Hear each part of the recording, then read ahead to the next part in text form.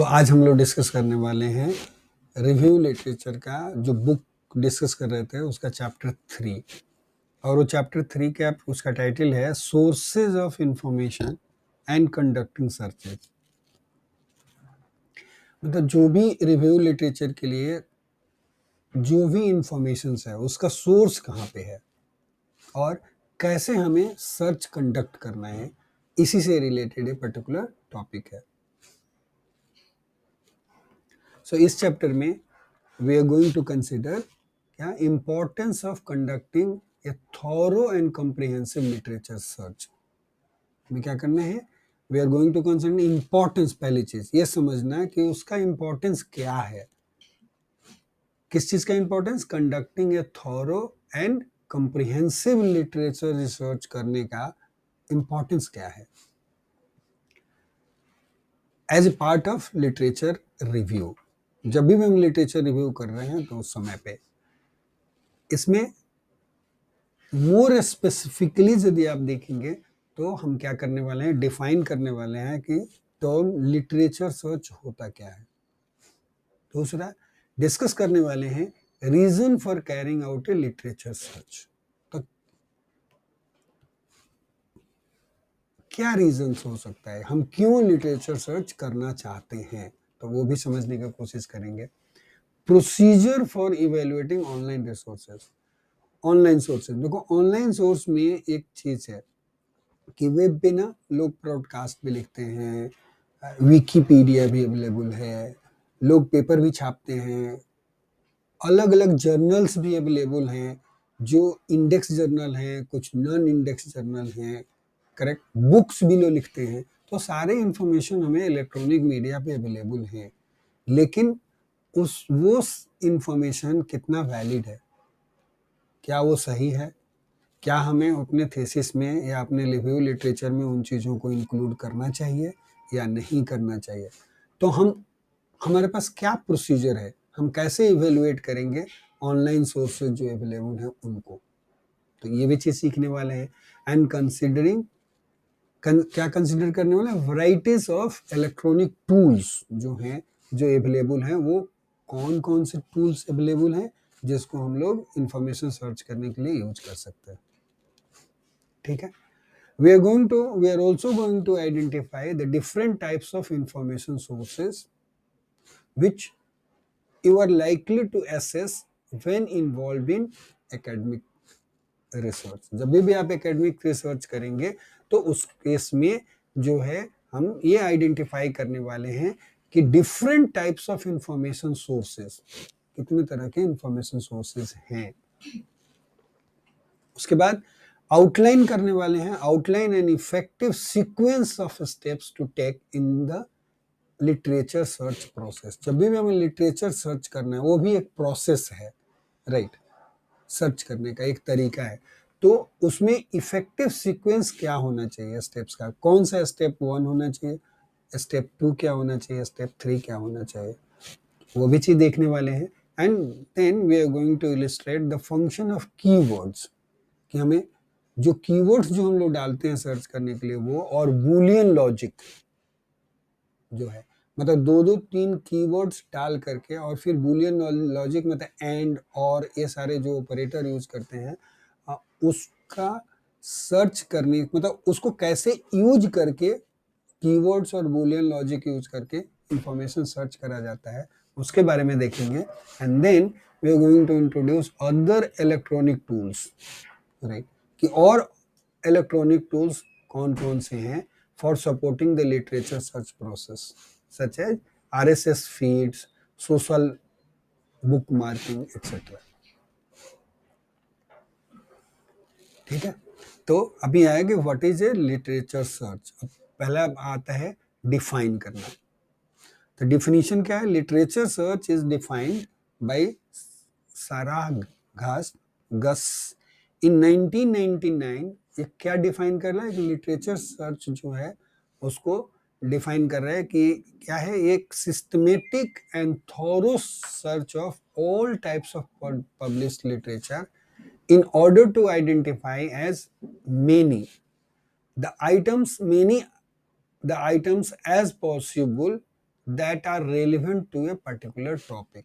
मतलब बोल रहे हैं कि लिटरेचर सर्च हम उस टर्म को बोल रहे हैं, ये क्या है, लिटरेचर सर्च यदि वर्ड है उसका मतलब ये है कि ये सिस्टमेटिक है। पहली चीज, एक सिस्टमेटिक एंड थॉरो सर्च है for all type of publish literature. जितने तरह के पब्लिश्ड लिटरेचर हैं उस टॉपिक से रिलेटेड, वो सारे को सर्च करने हैं। Systematic and thorough search of all types of published literature in order to identify, और किस लिए, to identify as many the items as possible, मतलब कितने तरह के आइटम्स मिल रहे हैं as possible that are relevant to the particular topic. अब जैसे मान लो कि कोई भी पर्टिकुलर टॉपिक, सपोज करो कि किसी को बोला कि डिस्क्रीट कोसाइन ट्रांसफॉर्मेशंस पे सर्च करना है, लेट्स से फॉर एग्जांपल, तो डिस्क्रीट कोसाइन ट्रांसफॉर्मेशन से रिलेटेड हम जितने पब्लिश लिटरेचर होगा उसको सर्च करेंगे। और ये जो आइटम्स की बात बोल रहा है, to identify as many items as possible, मतलब उसमें से हमें क्या ढूंढना पड़ेगा कि उसके एप्लीकेशंस इमेज एनहांसमेंट में होता है, कंप्रेशंस में होता है, लाइक दैट। समझिए, तो यही बोल रहा है कि सिस्टमेटिक और थॉरो आपको सर्च करना है ऑल पब्लिश्ड लिटरेचर, ताकि जब सारे आप लेके आओगे और तब जाके पढ़ोगे डीसीटी पे चीजें, तभी जाकर के आपको समझ में आएगा कि डीसीटी के एप्लीकेशंस कहाँ कहाँ पे हैं, या और भी सारे पॉसिबिलिटीज उसके बारे में फिर आप इकट्ठा कर सकते हो, इसलिए वो करते हैं। ठीक है, it is a crucial part of research process, as it forms the basis of your reading and subsequently the written literature review which appears in your dissertation or thesis।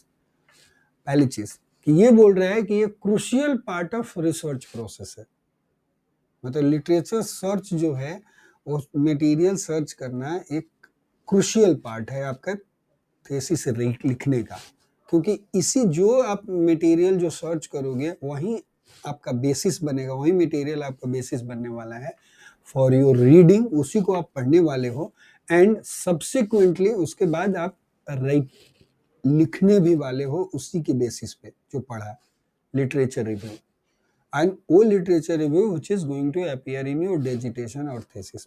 तो इसलिए ये इंपॉर्टेंट प्रोसेस जो है बहुत important है, review literature मतलब search करना, literature search करना। दूसरी चीज ये इंपॉर्टेंट है कि it is A on going part of your work. पहली चीज कि ये बात वही नहीं खत्म हो जाती कि आपने एक दिन बैठे और आज आपने सर्च कर लिया और जो आर्टिकल मिल गया पढ़ करके अपने चैप्टर जो है क्लोज कर दिया। No, it is an ongoing process, it will keep continuing, मतलब आपको बार बार सर्च करना पड़ेगा, क्यों, वो आगे क्लियर होगा। In addition to doing a thorough literature search early on in the research process, it is important to continue to look for relevant reading throughout the project। मतलब जब तक आपका प्रोजेक्ट चल रहा है तब तक आपको बीच बीच में सर्च करना पड़ सकता है, और भी चीजें नई चीजें पढ़ने पड़ सकती हैं, to ensure that nothing is missed. देखो कितना इंपॉर्टेंट है रिव्यू लिटरेचर और लिटरेचर सर्च, आपको यहाँ पे बात समझ में आएगा। हम लोग एक्चुअली हमें ध्यान देना चाहिए, this is very very important, क्योंकि यही जो बेस जो बनाता है ना, यहाँ पे जो बेस बन के आता है वो मतलब उसका कोई सब्स्टिट्यूट नहीं है। सो इसमें टाइम इन्वेस्ट करना चाहिए, ये क्लियर लिखा है, to ensure that nothing is missed, उस टॉपिक से रिलेटेड कोई भी चीज आपने मिस नहीं किया, इसलिए इसको बोल रहा है कि ऑन गोइंग प्रोसेस है, आपको कंटिन्यूली वो काम करते रहना चाहिए। And to keep up to date with new publications, इसलिए कोई नया पब्लिकेशंस आ गया बीच में, तो जब तक आपका प्रोजेक्ट खत्म नहीं हो रहा तब तक आपको ये चीजें कंटिन्यू रखना चाहिए, ताकि कोई नया पब्लिकेशन भी मिस न हो पाए, वो भी चीज उसमें इनकॉर्पोरेट हो जाए। ठीक है जी।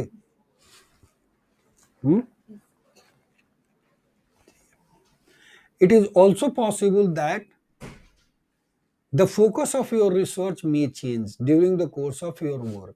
मान लो कि किसी भी पर्टिकुलर टॉपिक पे काम कर रहे हो और आपने काम किया और सब कुछ जैसा आपने प्लान किया था उसी डायरेक्शंस में चल रहा है, वैसे ही रिजल्ट आ रहे हैं, तब तो कोई दिक्कत नहीं है।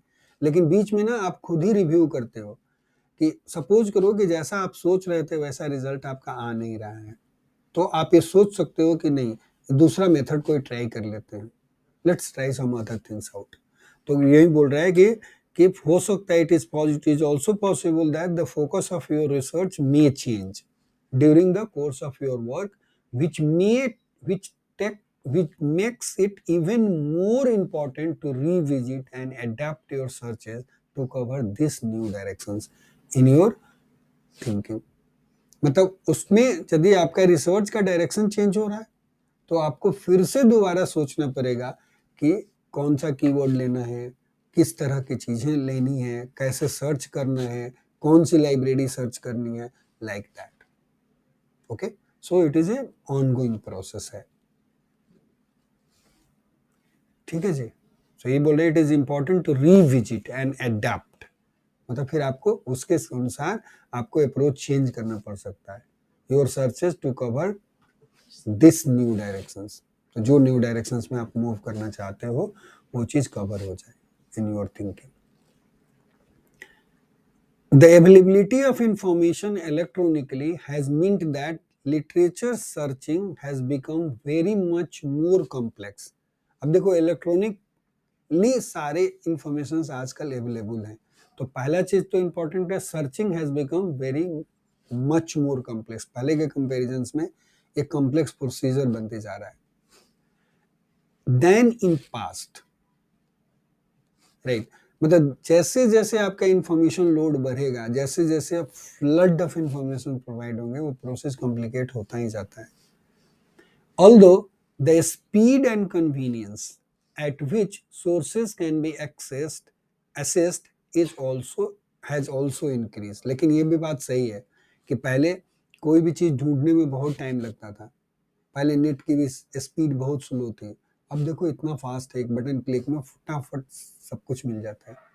तो ये स्पीड भी इंक्रीज हुआ है, कॉम्प्लेक्सिटी तो इंक्रीज हुई है, लेकिन साथ साथ इंफॉर्मेशन एक्सेस की स्पीड भी इंप्रूव हुई है।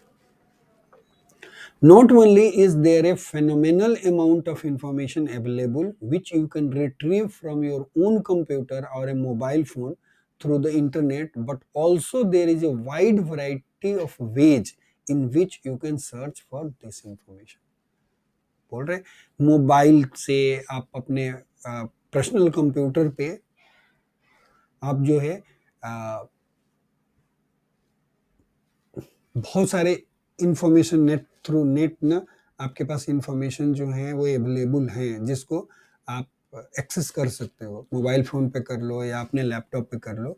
लेकिन ये बोल रहा है, दूसरी चीज बोल रहा है, but wide variety of ways, मतलब बहुत तरीके हैं जिस तरीके से आप इंफॉर्मेशन जो है सर्च कर सकते हो। There are many ways to search the information, तो वो हमें जानना जरूरी है। The choices can be quite daunting when first starting on your search, which is why most universities offer courses on information management। मतलब ये शुरू में सर्च करना, लिटरेचर सर्च करना एक डिफिकल्ट टास्क, डॉन्टिंग टास्क तो है, और हमें दिक्कत होता है, हमें कई बार समझ नहीं आता। जब भी हम लोग स्टूडेंट को बोलते हैं, या हम भी जब सर्च करते थे इनिशियल लेवल पे, तो क्या कीवर्ड रखें, क्या सर्च करें, किस ढंग से लिखें कि ये चीज मिल जाएगा, ये सारी चीजों में दिक्कत होती है। वो धीरे धीरे वो चीजें आती हैं। तो इसलिए बहुत सारी ऐसी यूनिवर्सिटी जो है, जो वो लोग इस टाइप के कोर्सेज भी रन करते हैं कि इंफॉर्मेशन कैसे मैनेज करना है, कैसे सर्च करना है, कैसे रखना है उसको, उससे कैसे इंफॉर्मेशन निकालना है। So doing this type of a course, उसमें टाइम इन्वेस्ट करना, it is A well time spend, मतलब उसमें इन्वेस्ट करना चाहिए टाइम, वो हमें लर्न करना चाहिए, वो चीजें समझना चाहिए कि कैसे इंफॉर्मेशन मैनेज करना है, क्योंकि दैट इज रिवार्डिंग है। जब आप उस प्रोसेस से गुजरोगे ना, उससे गुजरने के बाद जब आप उभर के आओगे, तो बाकी लोगों से जो डिफरेंट दिखेगा आप में, तभी जाकर के पता चलेगा कि मैं दूसरे से अलग हूँ, देयर इज अ डिफरेंस। तो जब तक जो उस प्रोसेस से नहीं होकर गुजरेगा, तो उसको नहीं पता चल सकता है। ठीक है, and will help you to identify the most suitable search tools for your academic discipline and particular area of work। मतलब इस टाइप के कोर्स करने से ये फायदा होगा कि मोस्ट सुटेबल सर्च टूल कौन सा है, कौन सा टूल यूज करें। क्या मैं पबमेड सर्च करूं, मेडलाइन सर्च करूं, स्कूपस करूं, IEEE एक्सप्लोर करूं, या कौन सा सर्च इंजन यूज करूं, या गूगल स्कॉलर यूज करूं, बिंग करूं, क्या याहू सर्च करूं। You got it. तो कौन सा सर्च टूल यूज करना है जो आपके पर्टिकुलर एरिया ऑफ वर्क, जिस जिस फील्ड से में आप काम करना चाह रहे हो, तो वहां से इस टाइप के कोर्सेज जो हैं उस टाइप के इंफॉर्मेशन प्रोवाइड करते हैं। Even if you do not take a specific information management course, यदि आप नहीं भी ले रहे हैं, कोई कोर्स नहीं भी अटेंड कर रहे हैं, be sure to allow the library to be your friend. फिर लाइब्रेरी तो विजिट करना चाहिए, और लाइब्रेरी में जो भी इंफॉर्मेशन है उन लोगों के कांटेक्ट में होना चाहिए। फिर बोले be sure to allow the library to be your friend and become comfortable about approaching the libraries for assistant. यदि आपको कोई भी दिक्कत हो रहा है, इंफॉर्मेशन नहीं मिल रहा है, तो आप लाइब्रेरी में जाइए, उन लोगों की मदद लीजिए। लाइब्रेरियन इस चीज़ के लिए ट्रेंड हैं कि कैसे जो है इंफॉर्मेशन सर्च करना है, ये सब ये काम करने हैं। तो वहां से आपको मदद मिल सकती है लाइब्रेरी से। They will not be able to conduct your searches for you. मतलब जो आपको सर्च करना है वो आपके लिए बैठ के सर्च नहीं करेंगे, but they can offer guidance. लेकिन वो आपको गाइड कर सकते हैं कि आपको क्या करना है। And there may be subject specialist भी हो सकता है कोई वहां पे, who can pin point you in the right direction of your research topic. ऐसा भी हो सकता है कि कोई सब्जेक्ट एक्सपर्ट हो वहां पे जो आपको रियली गाइड कर सके, आपके फील्ड में पिन पॉइंट कर सके कि भाई आप ये रिसर्च टॉपिक है तो आपको ये टूल इस टाइप से आप इंफॉर्मेशन सर्च कर सकते हो, या ये चीज़ें अवेलेबल है। हो सकता है कि वो आपको ये भी बताए कि भाई आप क्यों नहीं ये बुक पढ़ लेते, उस बुक में आपके बेसिक जो होंगे फंडे क्लियर हो जाएंगे, तब उसके बाद बाकी चीज़ें देखो। राइट। तो लोग सब्जेक्ट एक्सपर्ट जो होते हैं उस वे में भी आपको गाइड कर सकते हैं। Even if you are studying at a distance, मान लो कि आप कोई लोग, बहुत सारे लोग डिस्टेंट मतलब एजुकेशन भी लेते हैं, दूर बैठे हुए हैं, तो वहां पर भी बोल रहे हैं there is likely to be help desk होगा, जहाँ पे आप फोन कर सकते हैं, ईमेल कर सकते हैं एडवाइस के लिए। तो आपको फोन और ईमेल भी करना चाहिए। उसमें इसमें हेजिटेंट होने की जरूरत नहीं है। Whatever you feel you need some help, you go ask them out either by phone और email, but you must learn कि कैसे इंफॉर्मेशन सर्च करना है आपको। ठीक है जी। अब यहाँ पे बता रहे हैं कि ये तो लिटरेचर सर्च के बारे में, कीवर्ड और उसके बारे में बात करें। अब now it is going to discuss what are the purposes of literature search. Literature search करने के पर्पस क्या है, why we are going for the literature search. बोल रहा है इन चैप्टर 2, इसके पहले वाले चैप्टर में we discuss the multiple purposes of written literature review. मतलब लिटरेचर रिव्यू के क्या क्या पर्पस है, right, which appears in the thesis और डिजिटेशंस। वहां पे हमने ये डिस्कस किया। Now we turn to the purposes of literature review process. मतलब अब देखो लिटरेचर रिव्यू का वहां का था, और लिटरेचर रिव्यू का पर्पस जो है उस प्रोसेस में, कैसे रिव्यू लिटरेचर जो आप करते हो, तो एक पर्टिकुलर प्रोसीजर है बेसिकली। आपको इसके बाद उसका जो फर्स्ट पॉइंट जो है वो है इंफॉर्मेशन सर्च करना। तो यहाँ पे जो अभी डिस्कस करने वाला है more specifically regarding the literature search कैसे करना है, और सर्च कैसे करना है नहीं, लिटरेचर सर्च के क्या पर्पस है, मतलब उसके क्या बेनिफिट हैं, क्यों हमें करना होता है। करेक्ट। तो वो हम देखना चाह रहे हैं। बोला there are number of reason why it is important to conduct a thorough literature search। हमें क्यों थॉरो लिटरेचर सर्च करना चाहिए, उसके कई रीजंस हो सकते हैं, कई रीजन हैं basically. In the first instant, जो पहले जो दिमाग में बात आती है, you need to identify the field and specific context in which your work is situated. Right. पहला क्या है कि आपको ये आइडेंटिफाई करना है। लिटरेचर सर्च में भी हमने लिटरेचर रिव्यू में देखा था क्या, आइडेंटिफाई द फील्ड, मतलब किस फील्ड में और किस कॉन्टेक्स्ट में आपका वर्क जो है सिचुएटेड है, वो पता करना होता है पहले आपको। उसके लिए लिटरेचर सर्च, ये तो जब आप लिटरेचर सर्च करोगे तो आपको ये समझ आएगा, राइट, कि ये मेरा फील्ड है और इस फील्ड में मेरा वर्क जो है इस पर्टिकुलर कॉन्टेक्स्ट से रिलेटेड है। At the beginning of your literature search, your reading will be exploratory. जब भी आप लिटरेचर सर्च करोगे स्टार्टिंग में, तो आपकी रीडिंग जो है वो क्या होगी, एक्सप्लोरेटरी होगी। एक्सप्लोर मतलब स्पेसिफिक नहीं होगा, सिर्फ आप जो है जो पढ़ रहे हो किस चीज के लिए, एक्सप्लोर करने के लिए, कोई चीज अपने टॉपिक अपने फील्ड को एक्सप्लोर करने के लिए पढ़ रहे हो, तो आपका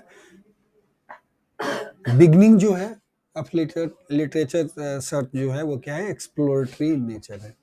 you may have a hunch about something you wish to investigate. ऐसा हो सकता है कि हम लोग जनरली जब जैसे मान लो कि हम कोई पर्टिकुलर एक टॉपिक ले रहे हैं, हम सोच रहे हैं कि हम पीएचडी के लिए टॉपिक रखेंगे या हम ये काम करेंगे या डीसीटी के बारे में काम करेंगे, तो हमें मान लो कि हमने सोचा कि भाई डीसीटी में इमेज जो है उसको डीनोइजिंग करेंगे मान लो, और डीनोइजिंग जो होगा वो इसी मेथड से हम कर लेंगे।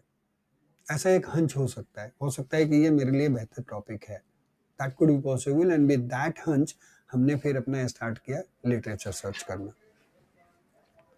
But until you have read around the subject, you may be uncertain about the focus and therefore an exact background in which you wish to place your work. वो हंच तो है, लेकिन जब तक आप पूरा का पूरा उसके उस सब्जेक्ट से रिलेटेड जब तक पूरी की पूरी चीजें आप पढ़ते नहीं हो, उसको समझ नहीं लेते हो, तब तक आप अनसर्टेन हो कि मेरा फील्ड ये होगा और इसी कॉन्टेक्स्ट में मेरा रिजल्ट जो है जाकर के सिचुएट करेगा, मतलब इसी का पार्ट बन रहा है। ये चीज क्लियरिटी हमें नहीं होती है, करेक्ट। लेकिन जब हम एक्सप्लोरेटरी स्टडी करते हैं तो उस समय पे हमें ये बात समझ में आनी शुरू हो जाती है कि हमारा वर्क जो है इससे रिलेटेड होगा। Your literature search can give you ideas about the focal point of your research, मतलब आपका लिटरेचर सर्च जब करोगे तो वो आपको आइडिया बता देगा कि ये आपका रिसर्च का फोकस होना चाहिए, टॉपिक होना चाहिए, and the wider context in which it will sit, मतलब ये उसका वाइडर कॉन्टेक्स्ट भी पता चल जाएगा और आपको पता चल जाएगा कि मेरा रिसर्च जो है, मेरा जो थीसिस का टॉपिक जो है वो यहाँ पे एग्जिस्ट करेगा।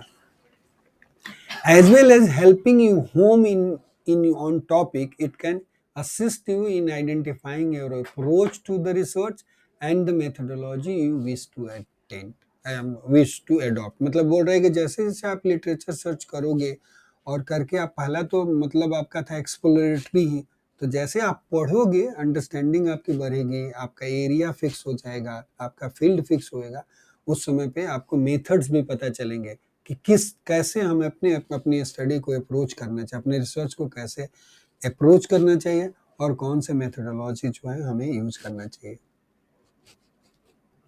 More specifically it will help you identifying the type of data you might collect, मतलब किस टाइप का डेटा मुझे कलेक्ट करना है, and use sites of data collections, कहाँ से डेटा उठाना है मुझे, सैम्पल साइज क्या होना चाहिए, और जब सैम्पल साइज आ जाएगा तो how you might analyse this data, फिर हम इस डेटा को कैसे एनालिसिस करेंगे, एनालाइज करेंगे। कई बार जब हम लोग पूरा पेपर पढ़ते हैं या कोई बुक पढ़ते हैं तो हमें पेपर पढ़ के और बुक पढ़ के ये भी समझ में आ जाता है, अच्छा अच्छा हम भी ना इसने बॉक्स प्लॉट बनाया है, इसी रिजल्ट को इसने इस ढंग से टेबल में रिप्रेजेंट किया है, यहाँ पे ना वाटरफॉल प्लॉट बना दिया, यहाँ पे इस टाइप का डायग्राम से इलस्ट्रेशन किया है, फिगर ना बड़े अच्छे से इसने लगाए हैं, ABCD ऐसे लिखा है, लीजेंड को ऐसे लिखा है, तो बहुत सारे आइडियाज जो है वो आपको आते हैं उधर से। ओके, सो यही बात बोल रहे, you might analyse this data, कौन सा स्टैटिस्टिकल टेस्ट लगाना है, आपको वो भी बात समझ में आती है, अच्छा इस टाइप का डेटा था तो यहाँ पे इन्होंने ये स्टैटिस्टिकल टेस्ट लगाया तो हम भी अपने डेटा में लगा सकते हैं, ऐसे करके एनालिसिस कर सकते हैं, ROC खींच सकते हैं, something like that, test. Okay, so by doing the exploratory analysis also you learn so many things. In addition to reading about the topic as a means of identifying what and how you wish to research, it is essential that you gain a thorough and comprehensive knowledge of the field.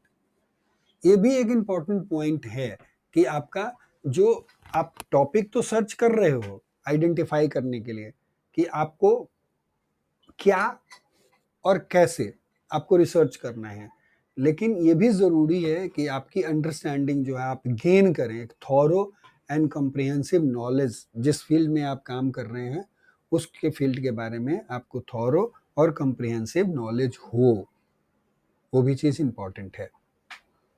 Your literature search and the reading are a means of extending your understanding of the key concept,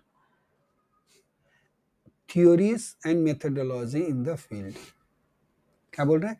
your literature search, जो आपने literature search किया वो, उसके बाद the reading और पढ़ा, वो क्या मीन्स बनेगा? आर ए मीन्स, मतलब वो आपका एक बैकग्राउंड बनाता है, वो आपको एक चीज से इक्विप्ड करता है लिटरेचर सर्च करने के बाद जो मटेरियल पढ़ते हो तो, right. Extending your understanding of the key concept, जो भी जिस जिस की कॉन्सेप्ट के बेस पे आप रिसर्च करने वाले हो उसके बारे में आपकी अंडरस्टैंडिंग जो है वो इंक्रीज करता है, उसके बारे में थ्योरी बताता है, कौन सी मेथोडोलॉजी अवेलेबल है उस फील्ड में, उसके बारे में भी हमें जानकारी मिलती है. By increasing your awareness, knowledge and understanding of the area, you will be in a better position to make informed choices about the important research related issues identified above. मतलब आप जब इतना पढ़ते हो आपका अवेयरनेस इंक्रीज होता है, आपके नॉलेज बढ़ते हैं, आपकी अंडरस्टैंडिंग उस एरिया में बढ़ती है, तब आप क्या करते हो? आप एक बेटर पोजीशन पे पहुंचते हो. फिर आप डिसाइड करते हो कि मुझे ये करना है कि नहीं करना है. इसमें से 3 मेरे पास ऑप्शन है, which option I should take, मैं किस में कंफर्टेबल हूँ, मेरे पास कौन कौन से रिसोर्सेज हैं. तो जब आपकी नॉलेज बेस बढ़ता है तभी ये डिसीजंस आप ले पाते हो. ओके, तो इसलिए लिटरेचर सर्च करना और उसको रीड करना, पहला स्टेप्स एक्सप्लोरेटरी ही है. एक्सप्लोर करना है, वहाँ बहुत सारी चीज़ें समझने की ज़रूरत नहीं है. हमें एक्सप्लोर क्या करना है? आइडेंटिफाई करना है कि ये फील्ड कहाँ पे मेरा रिसर्च फिट बैठेगा. पढ़ते पढ़ते बाकी चीज़ें समझ में आ जाती हैं कि मुझे पेपर लिखना भी कैसे है, मेथोडोलॉजी भी कैसे करना है, सैम्पल साइज क्या होना चाहिए, बहुत सारी बातें धीरे धीरे समझ में आने लगती हैं. सो आपको आधे से अधिक जानकारी जो पीएचडी हो या एमएससी हो, यदि ढंग से लिटरेचर रिव्यू करवाया जाए तो आधे से अधिक जानकारी उसको तो उसी समय हो जाती है. And the student will become really I feel much more comfortable in defensing their भाई बाबूसी also, right. Another important reason जो है, reason for a rigorous literature search is to find it out what others have done in the area so as to avoid duplicating the previous work. देखो ये भी बात जानना जरूरी है, बोल रहा है कि लिटरेचर सर्च का, रिगरस लिटरेचर सर्च करने का फायदा ये है कि to find out what others have done into this area, मतलब उस एरिया में दूसरे लोगों ने क्या क्या काम किया है. क्यों? इसलिए जरूरी है क्योंकि हमें अवॉइड करना है डुप्लीकेटिंग द प्रीवियस वर्क. जो ऑलरेडी लोग काम कर चुके हैं उसको हमें नहीं करना है, वो पीएचडी का रिक्वायरमेंट है स्पेशली कि this enables you to ensure the originality of your work, कि आपका वर्क जो है वो ओरिजिनल है, right. And is an essential prerequisite है फॉर ए पीएचडी रिसर्च. इसलिए आपको रिगरस लिटरेचर सर्च करना चाहिए. आई हैव इनकाउंटर्ड बहुत सारे स्टूडेंट जो आते हैं ना, उनको बोलो यदि आप रियली में, मैंने देखा है गाइड करते, जब आता है हमारे पास प्रोटोकॉल, आपको गाइड हो, आप इसको साइन करो. हमें कई बार स्टूडेंट्स को गाइड करना पर हम बोलते हैं, वो बोलते हैं आके कि अभी एमएससी स्टूडेंट्स के साथ भी ये है, पीएचडी स्टूडेंट के साथ भी ये मेरे मतलब एक्सपीरियंस रहे हैं कि उनको बोलते हैं जब लिटरेचर सर्च करने के लिए तो बोलते हैं सर कोई पेपर मिल ही नहीं रहा, हमारा ही यूनिक काम है. जब हम उनके साथ बैठते हैं करने के लिए तो हमें हजारों पेपर मिलते हैं, थोड़ा सा कीवर्ड चेंज करते हैं. तो इसका मतलब उन्होंने रिगरस जो लिटरेचर सर्च जो करना चाहिए, they are not focused on those things out. So वो उसमें जो रियल जो डुप्लीकेशन के होने के चांसेस हैं फिर उस केस में, कि यदि आपको सब्जेक्ट के बारे में नहीं पता है, आपने ढंग से यदि नहीं किया है सर्च, तो आपका स्टडी डुप्लीकेट हो सकता है कि आप जो काम करने जा रहे हो वो किसी दूसरे ने ऑलरेडी कर रखा हो। तो उस समय पे लास्ट मोमेंट पे जाकर के दिक्कतें आती हैं कि जब फाइनल रिव्यू के लिए जाएगा कहीं, मान लो यहाँ के लोगों ने तो ये प्रूव कर दिया, बहुत बार ऐसा देखा है यहीं पर भी कि although I was not the को गाइड और member in the doctoral committee, लेकिन यदि चूंकि सब्जेक्ट मेरा था, उसमें जब हमारे पास स्टूडेंट पीएचडी स्टूडेंट आकर के कुछ क्वेश्चन पूछता है, उसका जब पेपर पब्लिश नहीं होता है तब उसको पता चलता है। जब हम हमसे आकर के पूछता है तो हम बोलते हैं तुमको ये पहले नहीं पता था, ये तो ऑलरेडी काम हो चुका है। नहीं सर, हमको तो पता ही नहीं था, हमारे गाइड ने तो कभी बताया ही नहीं ये चीजें कि ये भी चीज होता है या हुआ है। मैं बोला देखो ये आज से करीब करीब 25 साल 30 साल पहले ये काम हो चुका है, आज की बात छोड़ दो तुम। तो इस टाइप के प्रॉब्लम्स आते हैं, and this is all because of कि उन्होंने शुरू में लिटरेचर सर्च नहीं किया। अब पेपर वो छापना चाहते हो तो उनका पेपर छपता ही नहीं, क्योंकि आप तो वो काम कर रहे हो जो 25 साल पहले दूसरे लोग कर चुके हैं। वो आपसे एक्सपेक्ट करते हैं कि डोसिमेट्री में जो काम कर रहे हो आपकी एक्यूरेसी बहुत अच्छी होनी चाहिए, और आप वो एक्यूरेसी रिपोर्ट कर ही नहीं पा रहे हो। Got it? So this type के एग्जाम्पल, ये इसलिए ये पर्टिकुलर पॉइंट इंपॉर्टेंट है कि आप डुप्लीकेट ना करें प्रीवियस वर्क को। इसलिए जरूरी है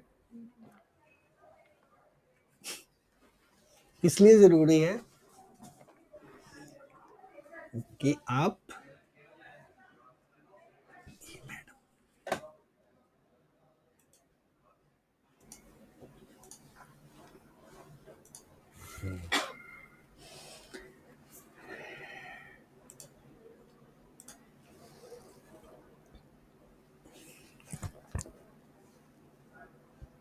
by exploring previous research in the field, you can identify areas where the research has not been undertaken.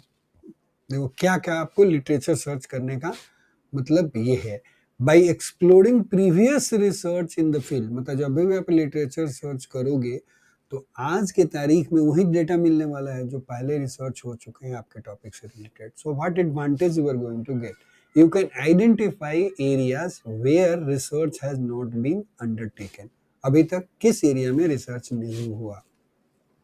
दूसरा पॉइंट क्या मिल सकता है, how the work of others could be extended, दूसरे के काम को हम कैसे एक्सटेंड कर सकते हैं, दूसरा रिसर्च का टॉपिक आपका हो सकता है। तीसरा टाइप का क्वेश्चन मिलेगा क्या, how questions which previous research has left unanswered can be addressed, मतलब फिर आप ये भी सोचने की कोशिश करते हो कि जो पहले लोगों ने आंसर नहीं किया जिस क्वेश्चन का, उसको हम कैसे आंसर कर सकते हैं। एंड और दूसरा क्या, how to avoid repeating mistakes that others have made, उस मिस्टेक को हम कैसे अवॉइड कर सकते हैं जो ऑलरेडी दूसरे लोगों ने वो गलती करी है, तो वो गलती हम कैसे ना करें, वो भी हमें बेनिफिट मिल सकता है। चलते रहे। In other words, you can identify the gap और niche that your research can fill, मतलब वो गैप आप पता कर सकते हो कि भाई कहाँ पे गैप है जो मैं उसको एड्रेस कर सकता हूँ। A further purpose of your literature search is to identify key people, इस फील्ड में कौन कौन लोग काम कर रहे हैं, कौन कौन सा ऑर्गेनाइजेशन इन्वॉल्व है, किस इंस्टीट्यूट में काम हो रहा है, कौन लोग काम कर रहे हैं, and texts which are relevant to your search, और उससे रिलेटेड पेपर मिल जाएगा। जैसे कई बार ऑर्गेनाइजेशन मिलता है, लोग मिलते हैं, तो उनके अपने खुद के वेबसाइट होते हैं जहाँ पे वो अपने पेपर के लिंक भी लोग प्रोवाइड करते हैं।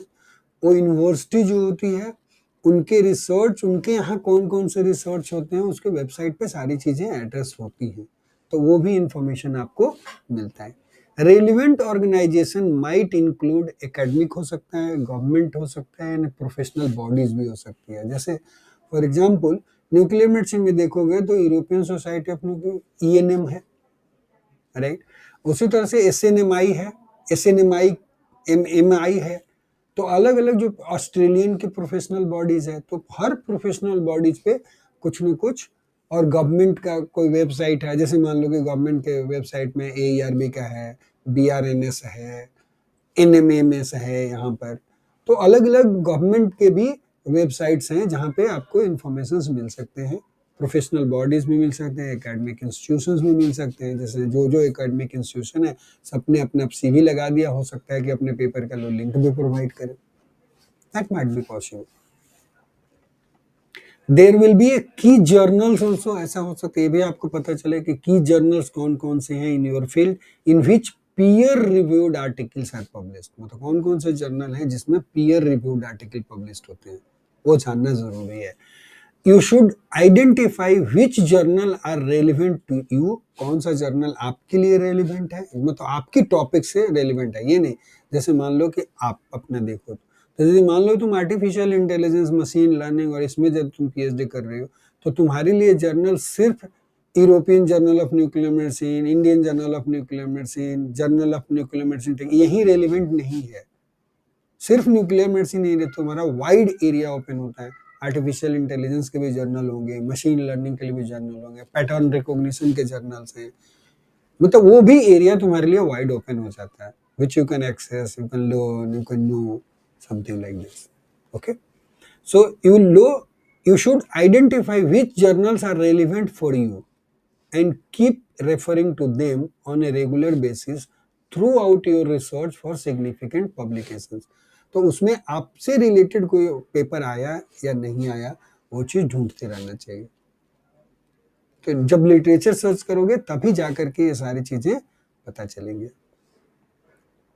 चलते रहो। या प्लीज जोर से बोलो। क्या होता है? अच्छा, आ जाएगा, ठीक है।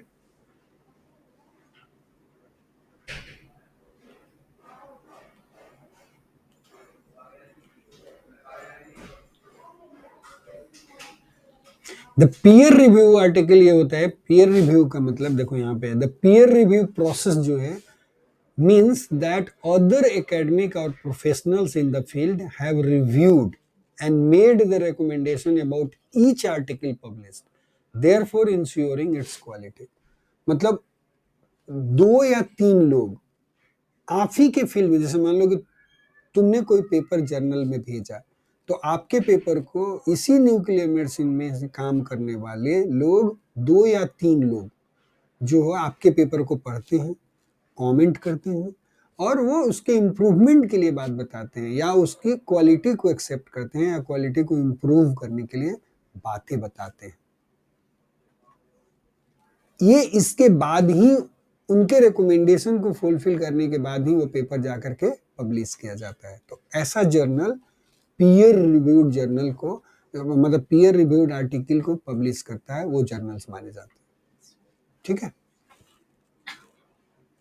वो वही बोल रहे हैं, इट मीन्स अदर एकेडमिक और प्रोफेशनल इन द फील्ड, जो प्रोफेशनल है उन्होंने आपकी चीजों को रिव्यू किया है और रिकमेंडेशंस दिया है about each articles to be publish, therefore ensuring its quality. इसलिए वो है कि उसकी क्वालिटी जो है वो वाकई में बढ़िया तो है ही, क्योंकि जो आपके सिमिलर लेवल के लोग जो हैं उन्होंने भी आपको रिकमेंडेशंस प्रोवाइड करें।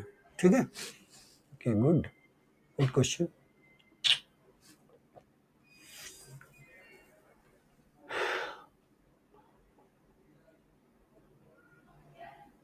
यहाँ तक कर चुके थे? हाँ, और आगे नहीं?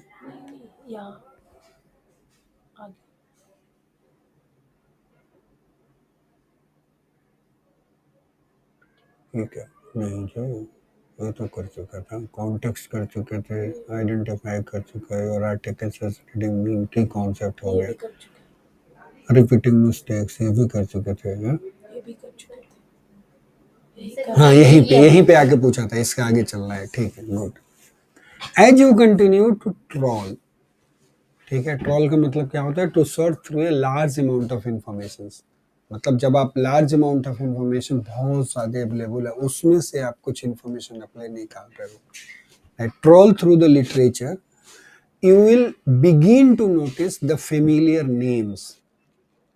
मतलब वो पता चलेगा, यदि ढूंढो तो जागृति दिखेगी बार बार 10 बार, अच्छा अच्छा जागृति जागृति जागृति, नहीं, या समथिंग लाइक दैट, पांडे के या Rakesh Kumar, something like that, right. तो किसी के भी नाम जो हैं वो हो सकते हैं कि वो बार बार अपीयर होंगे कि उस फील्ड में उसने काम किया। तो notice you familiar names and hence identify key searches in your area of interest. तो दो चीज आप आइडेंटिफाई करने वाले हो। You may find it useful to search for their published work, right, and keep an eye on their current publications. ऐसा भी लोग करते हैं, जैसे हमारे आर्टिकल पे नजर रखते हैं, अच्छा इस दूसरा कौन सा आने वाला है। क्योंकि मुझे किसी ने बोला था लाइब्रेरी में, एक बार लाइब्रेरी से बाहर निकला, यार तुम लिखते बड़े बढ़िया हो, एक बार पढ़ो तो एक बार में ही पढ़ के समझ में आ जाता है पूरा आर्टिकल, दूसरा पेपर कब लिख रहे हो? मतलब बोला पता नहीं। मतलब वो लिखने का तरीका आपका इतना अच्छा होता है कि वो वन गो में आपको समझ में आता है। दूसरे लोग बोलते, जैसे एक बार हमारे सर ने बोला था, तुम इतना सिंपल वे में मत लिखा करो, या सारी बात समझ में आ जाती है, डोंट डू लाइक दिस, थोड़ा तो कुछ टेढ़ा मेरा लिखना चाहिए था कि आधी बात लोगों को समझ में ना आए। Different type of people are there, but I just keep simple things. तो लोग ना, आप भी नजर रख सकते हो कि ठीक है, यदि आपके फील्ड में एक आदमी काम कर रहा है, रीमा मान लो कि काम कर रही है, तो रीमा के जर्नल पे नजर रखे कि भाई दूसरा पेपर रीमा का कब आने वाला है। बेचारे हमारे लोग साल भर से ढूंढ रहे होंगे, अभी तक कोई कोई नहीं, time will come. Now now now वो उसकी तैयारी चल रही है, बिल्कुल वो आइसबर्ग बनने के लिए तैयार बैठा हुआ है। एनीवे, ठीक है। सो you may find it useful to search for all their published work and keep an eye on the current publications. It is clear a range it is clear a range of purposes is served by searching the literature. ये तो बात समझ में आ गया कितने पर्पसों से solve हो रहे हैं। As stated above, it is crucial to include literature searching as an ongoing part of your research process. मतलब आपको ये कीप डूइंग करते रहना है literature search. Although your purpose will shift from being exploratory to becoming more focused as your reading progresses. जैसे जैसे आप पढ़ना शुरू करोगे, तो पहले तो आप एक्सप्लोरेटरी मोड में थे कि आप सिर्फ एक्सप्लोर कर रहे थे कि मुझे क्या करना है और क्या नहीं करना है। अब आगे जैसे जैसे बढ़ोगे तो आप क्या करोगे, वो मोर फोकस्ड काम करोगे, आप सर्च करोगे, नहीं नहीं मुझे तो इसी के बारे में सर्च करना है, right. I keep doing like this. Even मैं बुक भी सर्च करता हूँ ना, तो पहले एक बुक पढ़ता हूँ, उसको जब ब्राउज करता हूँ तो उसके अंदर कुछ बुक का रेफरेंस या कोई पर्टिकुलर कीवर्ड मुझे दिखता है, तो मैं उससे रिलेटेड चीजें ढूंढने लगता हूँ। So we keep doing like this.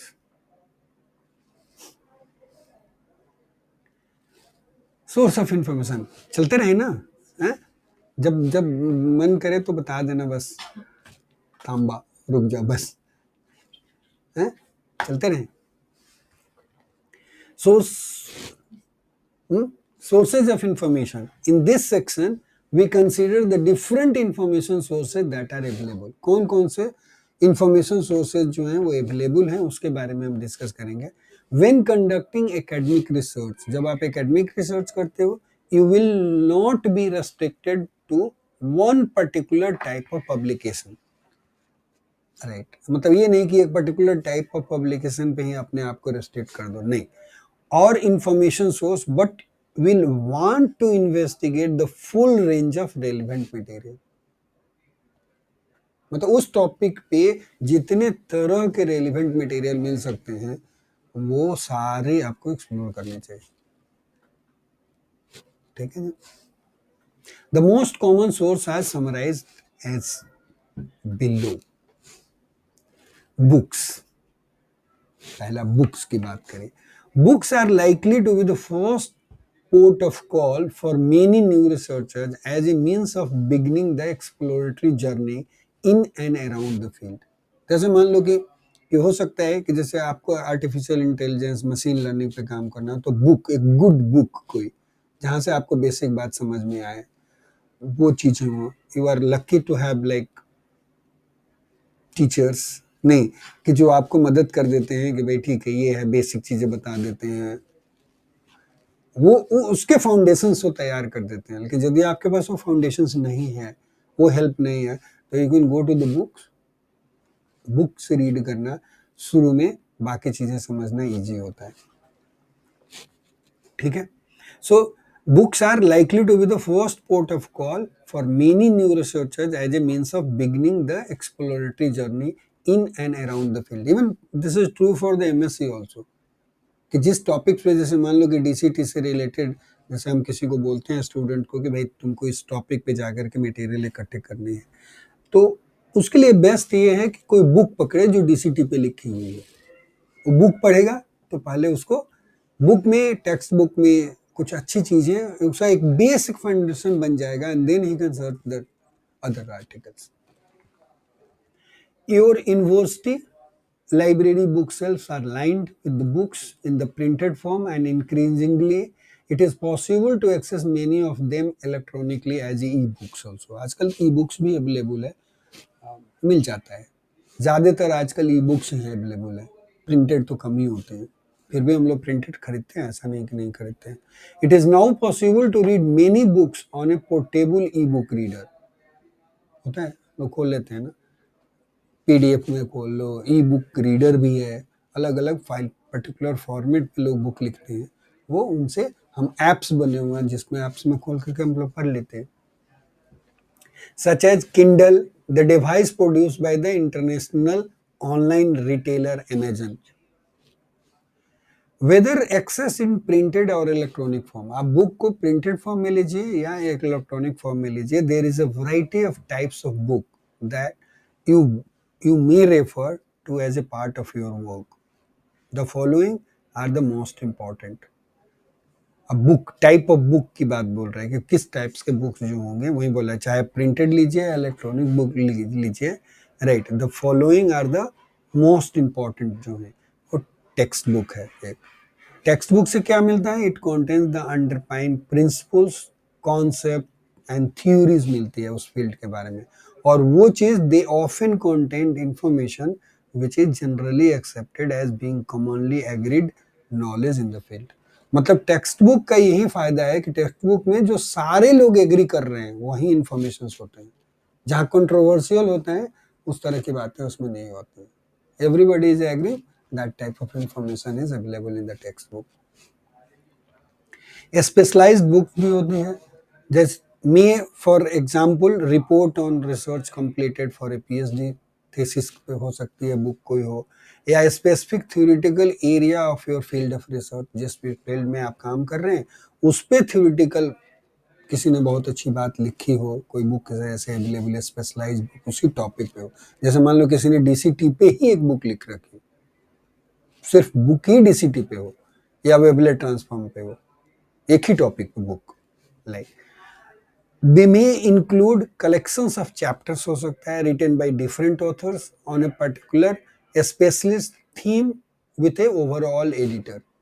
मतलब ऐसा हो सकता है कि बहुत बार क्या होता है, जैसे डॉक्टर पंत की बुक देखोगे तो उसमें से उन्होंने नहीं लिखी सारी चीजें, अलग अलग लोगों ने चैप्टर्स मांग लिए, लिख करके छाप दिया। तो इस टाइप की भी चीजें मिलती हैं कि collection of chapters written by different author. Editorial board हो सकता है that have collected together and reviewed the contribution for the book. ऐसे भी होता है, जैसे डॉक्टर राकेश लिखते हैं, वो एडिटोरियल बोर्ड में लोगों से ले लेते हैं, उसको रिव्यू करते हैं, छाप लेते हैं। ठीक है, रेफरेंस बुक्स हो सकता है, सच एज ए डिक्शनरी हो सकते हैं, इंसाइक्लोपीडिया हो सकते हैं, डायरेक्टरीज है, are use to find specific information और डिफिनेशंस के लिए आप यूज कर सकते हो। These are now likely to be available in the electronic and or printed format में। Electronic version are often accessible both online या CD-ROM में भी available है आजकल। उसके बाद आता है journal articles. Journal articles contains collections of peer reviewed academic articles जो होते हैं which are written by different researchers or practitioners in a particular field। तो पीयर रिव्यूड आर्टिकल जो है वो जर्नल जो होते हैं उसमें peer collection of peer reviewed article होते हैं। जैसे मान लो कि कोई न्यूक्लियर मेडिसिन का जर्नल है, let's say Indian journal of nuclear medicine, तो उसमें क्या है कि वो लोग टिपिकल यहाँ पे फिजिक्स का भी छापेंगे, रेडियो फार्मेसी भी छपेगा, यहाँ पे क्लिनिकल भी छपेगा, ये आईजीएनएम का है, राइट। उसी तरह से जीएनएम में देखोगे तो वो बोलते हैं सिर्फ मैं क्लिनिकल छापूंगा, समझ गए। जेएनएमटी है तो उसमें क्या होगा, सिर्फ टेक्नोलॉजी छपेगी, लाइक दिस। तो इस टाइप के जर्नल जो आते हैं वो स्पेसिफिक होते हैं। Journal contains collection of peer reviewed academic articles written by different researcher or practitioner in a particular field. Each journal has a specific set of purpose. ये भी एक बात समझ लेना चाहिए, हर जर्नल का एक स्पेसिफिक पर्पस होता है कि उसके ऑडियंस ये हैं, हम इस टाइप के ही आर्टिकल छापेंगे। एन इंटेंडेड ऑडियंस होता है, all of which are usually articulated in each issues that is publish. मतलब वो हर टाइप का, उस टाइप से रिलेटेड जो आर्टिकल जो आते हैं वो सारे आर्टिकल को वो लोग कवर करते हैं। जैसे केस स्टडीज, पिक्टोरियल, मतलब ऐसा नहीं होगा कि कोई कॉलम जो है बिल्कुल ब्लैंक छोड़ देंगे। हर टाइप की चीजें इनवाइट भी करते हैं और हर टाइप से एक एक दो आर्टिकल जिस ढंग से होता है वो एडजस्ट करके छापते रहते हैं। The peer review process means that the other academic professionals in the field have reviewed and made recommendations about each article published, therefore ensuring its quality. इसलिए peer reviewed journal की जो पेपर जो होते हैं उनकी क्वालिटी अच्छी होती है। जो peer reviewed नहीं है उसमें तो कोई भी छाप ले कुछ भी, right. Journals include the most recent ideas in circulation in a discipline and the majority are now available electronically. ये भी है, जर्नल्स जो है उसमें रिसेंट आइडियाज भी जो होते, जो फील्ड में होते हैं उसी तरह की चीजें छपती हैं और आजकल इलेक्ट्रॉनिक जर्नल्स काफी अवेलेबल है। हमें प्रिंट की जरूरत नहीं है, इलेक्ट्रॉनिकली हम एक्सेस कर सकते हैं। यूनिवर्सिटी लाइब्रेरीज जनरली सर वो सब्सक्राइब करते हैं कई जर्नल्स को to a large number of journals both in printed and electronic format. तो इसलिए हमें लाइब्रेरी तो से कांटेक्ट रखना है। However after conducting your literature search you may wish to access an article in a journal to which your library does not subscribe. कई बार ऐसा भी होता है कि आपकी लाइब्रेरी जो है वो उसको सब्सक्राइब नहीं करती है, तो उसको आपको ढूंढना पड़ेगा।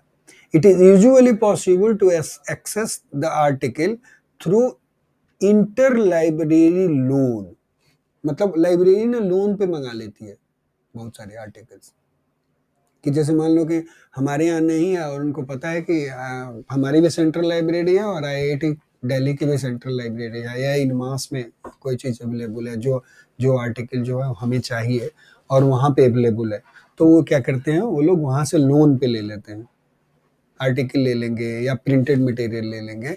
तो आपको उसके लिए भी कांटेक्ट करना चाहिए।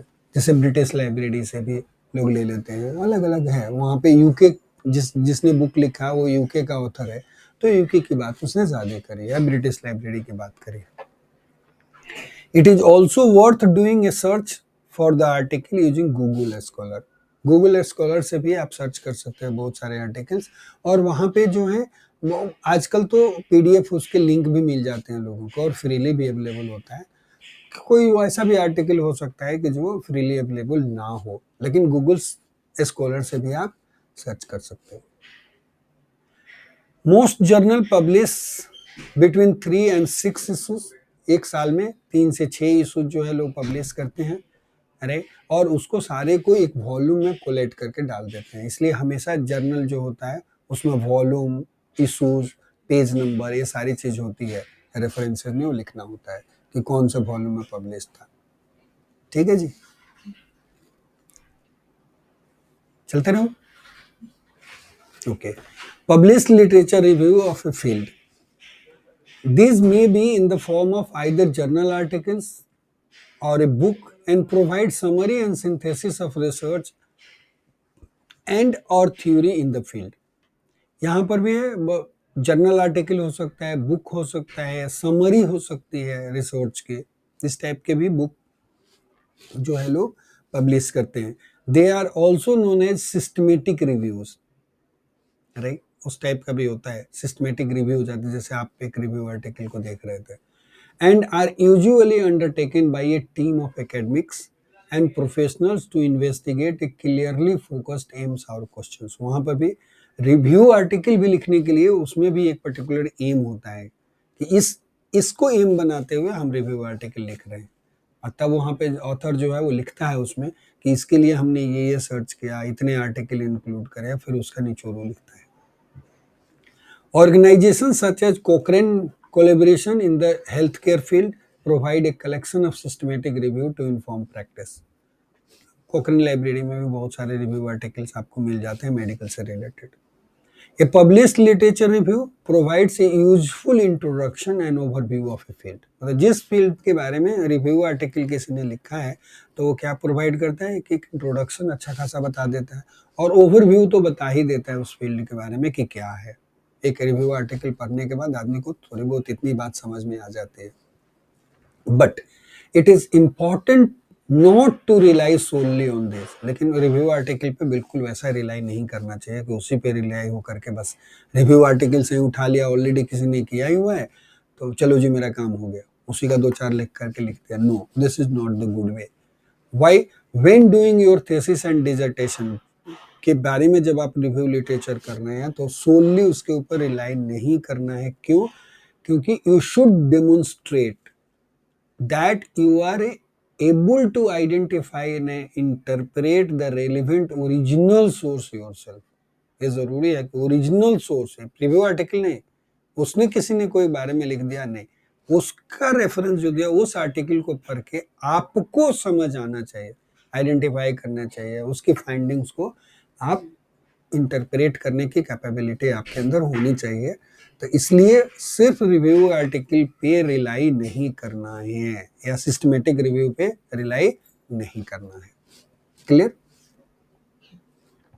बस आगे चलो।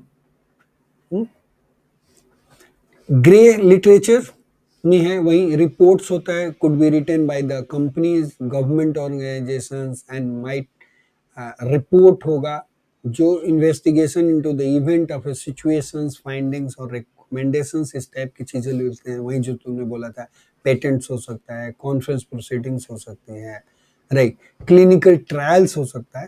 तो इस टाइप के बुक्स जो हैं वो ग्रे लिटरेचर में आते हैं। थेसिस एंड डिजिटेशन भी आपके ग्रे लिटरेचर में आता है। It can be helpful to assess the research of the other masters and doctoral students by reading their thesis and dissertations। वो वहाँ से पढ़ सकते हैं आप। Electronic version are now becoming more widely available. अलग अलग जैसे इथोस जो है is a British Library electronic thesis online service, आप ढूंढ सकते हो वहाँ से, through which an increasing number of UK PhD thesis can be access. उसी तरह से ना अलग अलग ये थेसिस और डिजिटेशन जो है वो अलग अलग यूनिवर्सिटी जो है वो अलग अलग साइट पे आपको मिल जाएगा कि उनके भी साइट पे कि लोगों का, जैसे हमारी लाइब्रेरी को कोई एक्सेस करे तो जितने लोगों ने हमने इलेक्ट्रॉनिकली एमएससी और पीएचडी के थीसिस सबमिट किया वो कोई एक्सेस कर सकता है उसका।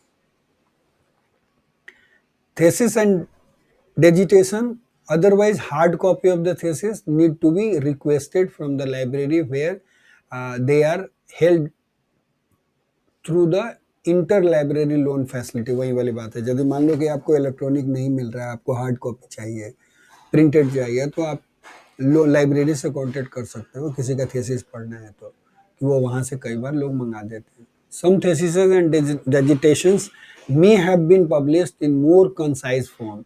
ऐसा हो सकता है एज आइदर ए बुक और a section of the journal article, ऐसा भी हो सकता है, तो वो भी आप एक्सेस कर सकते हो। कॉन्फ्रेंस लिटरेचर जो होता है वो भी ग्रे लिटरेचर में आता है। Academic conferences produces a collection of printed abstracts, जैसे आता है अभी आपका आया एब्स्ट्रैक्ट आया, and often published as a proceedings भी होता है। Proceeding consist of a selection of papers presented at the conference, तो वो वहाँ से भी आप इंफॉर्मेशन ले सकते हो।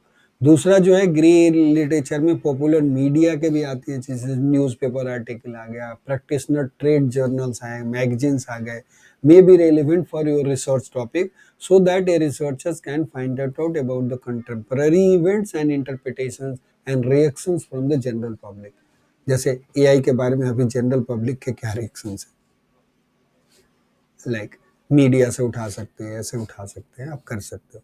मोनोग्राफ वर्क इन प्रोग्रेस इस टाइप के भी पेपर लोग छापते हैं कि कौन, मतलब अभी काम खत्म नहीं हुआ, वर्क इन प्रोग्रेस ऐसा करके, ये इस टॉपिक के हम लोग काम कर रहे हैं। तो इस टाइप के भी रिसर्च कुछ सेंटर्स जो हैं वो छापते रहते हैं और बुक अवेलेबल है, वो भी आप रेफर कर सकते हैं। A specialist in literature and primary data sources. In some specialist field, the literature may also include maps, music, diaries, letter, manuscript, poems, novels, patents, and other legal documents. आपके topic से यदि कोई चीज़ related है तो you can also include दोस। फिर उसके बाद आता है वेबसाइट्स के बाद। A range of different types of information can be found through the websites, and judgments about the quality of the material access have to be made on the individual basis। ये एक important point है website के informations के बारे में। यदि website से कोई भी informations आप ले रहे हो तो आपको ये बात ध्यान में रखनी ज़रूरी है कि वो information सही है या नहीं है, उसको मुझे include करना है नहीं करना है, वो आपके ऊपर डिपेंड करता है। उसकी reliability चेक करना वो आपका काम है।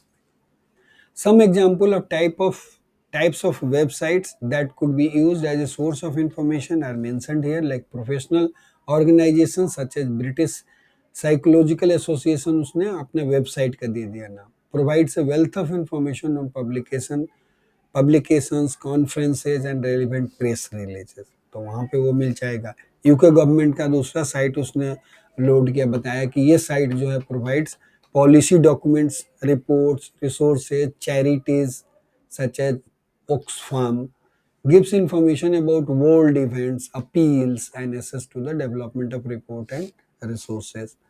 Increasingly, the sites such as this incorporates the use of social media, जैसे Flickr, Twitter, Facebook, blogs, broadcast, YouTube, videos, all of which are useful for gaining up-to-date information about the current debates and issues in area of your practice। Wikipedia है। Wikipedia is an online encyclopedia है which anyone can edit, उसको कोई भी edit कर सकता है, problem उसका वही है। It is not usually deemed to be an academically reliable source of information, इसलिए विकीपीडिया के इंफॉर्मेशन जो है उसको एकेडमिकली रिलायबल सोर्स नहीं मानते हैं लोग। और कुछ लोग जो बोलते हैं कि इट इज इसेंशियल, इसलिए क्या है, it is essential to evaluate the reference cited and assess these to evaluate and use for your own work। वो आपको evaluate करके ही अपने काम के लिए यूज करना है। Many academic institution जो है they do not accept Wikipedia as a reference, right, in your bibliography। तो वो आपको ध्यान रखना पड़ेगा due to the open access editing of its pages, क्योंकि कोई भी एडिट कर सकता है इसलिए लोग नहीं मानते हैं। तो ये आपको ध्यान में रखना पड़ेगा। इंडिविजुअल एकेडमिक्स है have their own pages, web pages हैं academics के, with their professional details and interest as well as the list of their publications। वो बोला वो वहाँ से आप उठा सकते हो। If you have identified a particular author as a key of your research, यदि आपको ये पता है कि हमारे फील्ड में ये बंदा काम कर रहा है, उसके पेपर अच्छे होते हैं, तो आप उसको एक्सेस कर सकते हैं। Access their personal web page, और अपने वेब पेज पे यदि वो लोग डाल रहे हैं तो can take you to the recent publications which may be important for your own work, तो वो देख सकते हो आप। बस आज इतना ही है, आगे से हम लोग देखेंगे नेक्स्ट क्लास में कि कैसे ऑनलाइन रिसोर्स को हम लोग इवेलुएट करेंगे। So thank you very much for your patient listening। Okay, bye bye।